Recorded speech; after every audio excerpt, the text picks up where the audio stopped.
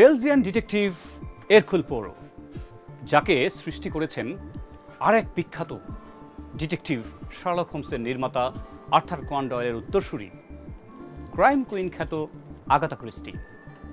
অনেকেই মনে করেন ডিটেকটিভ বিচারে এরকুল পোরো কোনো ক্ষেত্রে ছাপিয়ে গেছে আমাদের শার্লক হোমসকেও। এরকুল পোরো দেখতে একটু অদ্ভুত ধরনের, ডিম্বাকৃতি তার মাথা, বেটে খাটো, সুন্দর একটি গোঁফও রয়েছে। তার সহকারী মূলত দুজন, ক্যাপ্টেন হেস্টিংস, আরেকজন তার ঠিক সহকারী নয়, তবে স্কটল্যান্ড ইয়ার্ডের খুব নামকরা ইন্সপেক্টর জেমস জ্যাম। এই বেলজিয়ান ডিটেকটিভ এরকুল পোরোর কিছু অদ্ভুত বিষয় ছিল। তার মাথা যেমন ডিমের মতো, এবং প্রতিদিনের নাশতায় তার অবশ্যই রুটি এবং ডিম থাকতেই হতো, এবং সেই ডিম হতে হবে এত সুন্দর সুগোল, একটু এদিক ওদিক হলে কিন্তু তিনি নাশতাই খেতেন না।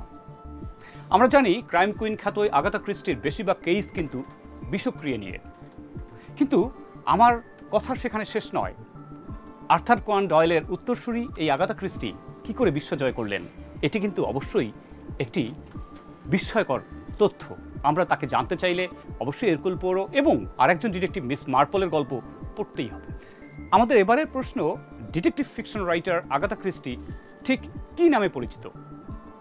Option A crime queen, option B kings queen এবং অপশন সি বিউটি কুইন।